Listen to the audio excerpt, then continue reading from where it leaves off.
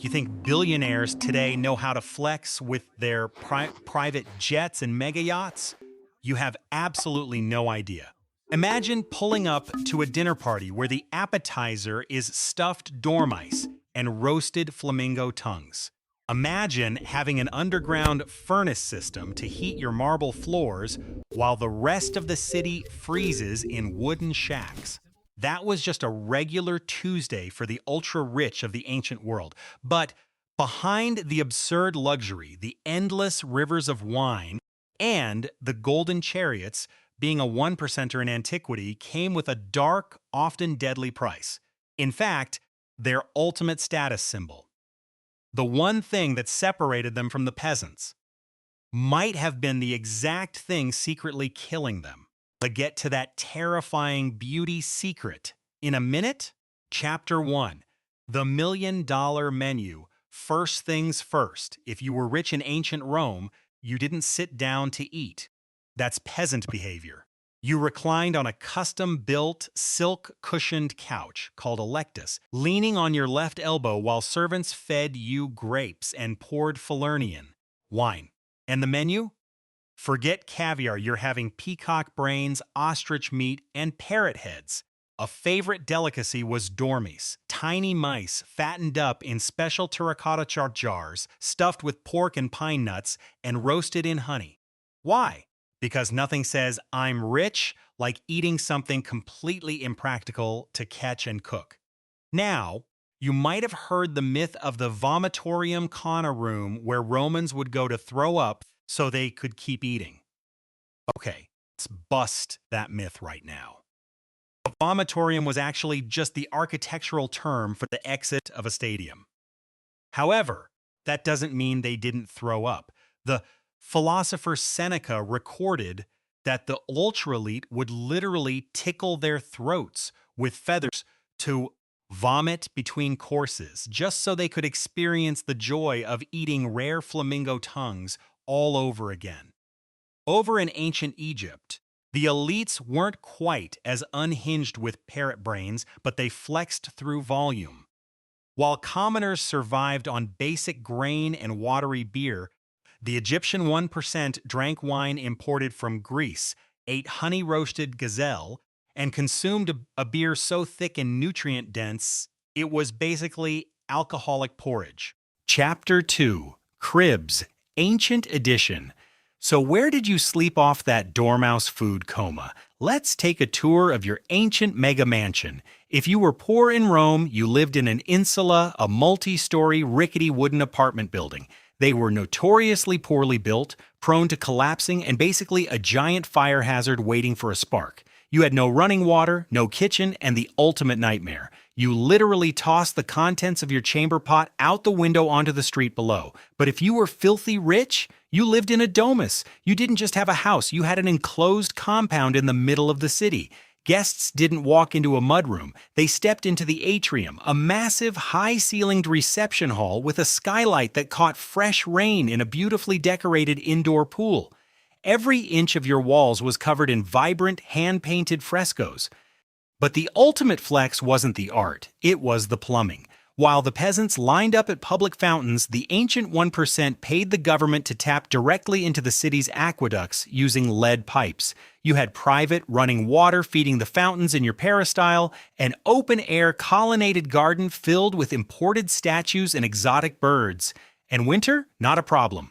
Long before modern HVAC systems, wealthy Romans invented the hypocaust. They built their floors raised on tiny brick pillars. Slaves would keep a massive furnace burning 24/7 in the basement, sending hot air flowing under the floors and through terracotta tubes in the walls. You could walk around barefoot in the dead of winter on perfectly toasted marble. Over in ancient Egypt, the elites built estates that were practically self-sustaining cities. They had colossal mud brick walls to keep the heat and the peasants out. Their villas featured private, massive artificial lakes filled with lotus flowers, and instead of a bank account, their wealth was stored in massive private granaries right in their backyard. If you had grain, you had power. Chapter 3. Flexing on the peasants. You have the food. You have the house. Now, how do you actually show off? In Rome, You didn't buy a fleet of sports cars, you bought people. It was a system called Clientela. Every single morning, the ultra wealthy would sit in their glorious atrium for a ritual called the salutatio. Hundreds of poorer citizens, their clients, would line up at their door just to greet them, beg for legal help, or ask for money. The billionaire would hand out little baskets of food or cash called the sportula. Why? Because when you left your house to walk to the Roman Forum, that entire mob followed you. Having a literal army of poor people trailing behind you was the ancient equivalent of having 1 million Instagram followers. It screamed power, and they flexed through their clothes too. The ultimate status symbol was Tyrian purple dye. This wasn't made from berries. It was extracted from the rotting, putrid glands of thousands of predatory sea snails. It took over 10,000 snails to dye just one cloak.